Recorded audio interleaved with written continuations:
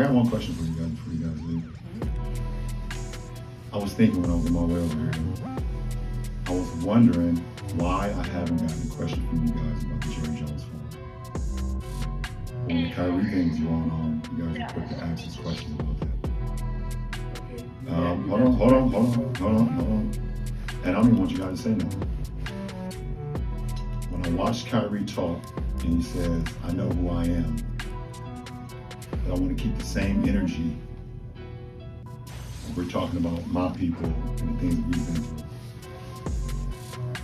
And that Jerry Jones photo is one of those moments that our people, black people, have been through in America. And I feel like as a black man, as a black athlete, as someone with power and a platform,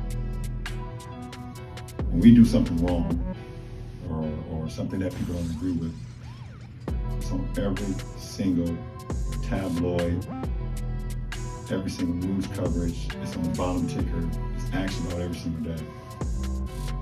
It seems like to me that the whole Jerry Jones situation photo, and I know it was years and years ago and we all make mistakes, I get it. But it seems like it's just been buried under like, oh, it happened, okay, we just move on. And I was just kind of disappointed that I haven't received that question from you guys. Appreciate it. The King's back! Thank y'all once again for tuning in to the one and only Blake Check. It's the culture commentator King Blake tapping in once again. More content for your head top. Now let's get into it. Hey LeBron, I see you, big dog. I see what you're doing. All right, so for those who aren't aware, LeBron James, after the Lakers game last night where they beat Portland, went into the media room where he held a press conference. And towards the end of the post-game press conference, LeBron took the opportunity to point out some redundancy, right? Because a couple of weeks back when everything was going on with Kyrie and everything like that, the press asked him multiple times about his views on everything unraveling with Kyrie and the anti-Semitism situation that was going on with him.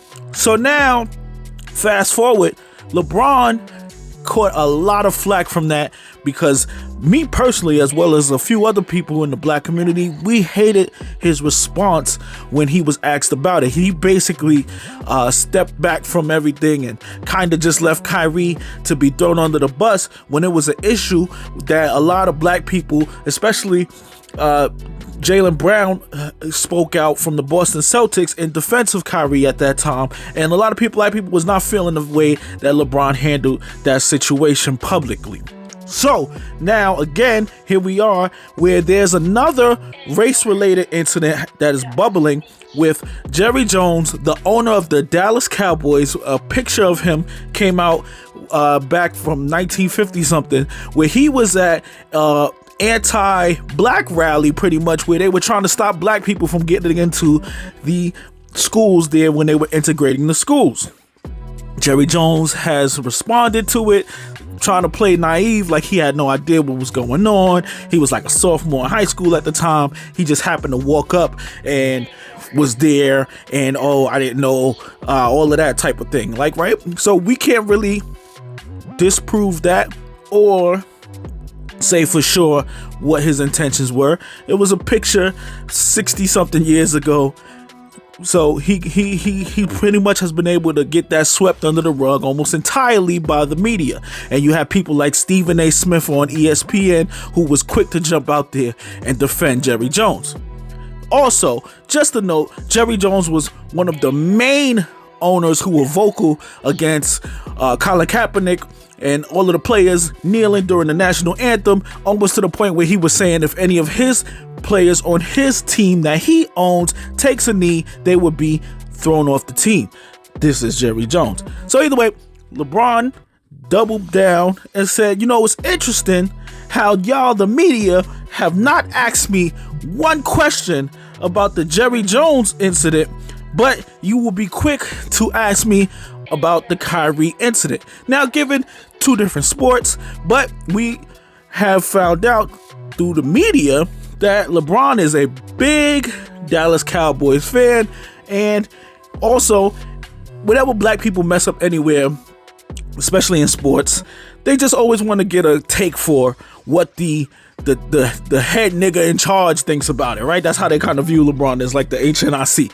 So he pointed out how they just happened to sweep that whole thing under the rug, and nobody's covering LeBron and say, hey, LeBron, what's your thoughts on Jerry Jones incident? And I thought that was very poignant and showing how divisive the media can be, and how the media can paint narratives for those that they decide to run with the story, i.e. Brett Favre not getting the type of media coverage and attention that he should have been getting for stealing from people, especially poor people and things like that. We not letting up on his neck, but they instead decided to highlight Kyrie Irving retweeting a movie cover. And so shout out to LeBron. He needed this moment because, again, the way he handled that Kyrie stuff, that shit was disgusting and it was in poor taste. So he had to double back, and I know he was thinking about this for a few days, like, damn, how I'm gonna get back in the good graces, because, you know, his Jewish handlers probably was like, yo, bro, we appreciate you holding down, you know, towing the line, but we noticed that your influence in your own community is starting to dwindle. So now, you know, he got a double dutch. He got to play both sides, and, you know, this was a good one for LeBron. So score one for LeBron, but again, just be mindful of how the media controls the narratives and how they paint these pictures. Again, Jerry Jones was at a racist rally in the 50s, and he now is a owner of a football team full of probably at least 60% black individuals, and he also was against those same individuals kneeling during the protests a few years ago. Coincidence? You do the math. I'm just here to let you know all of the ingredients in the mix. Again, King Blake, more content to come. Listen, stay with me, subscribe, lock in, enjoy the ride, enjoy the journey. This is food for thought. Y'all do the dishes. I'm out of here.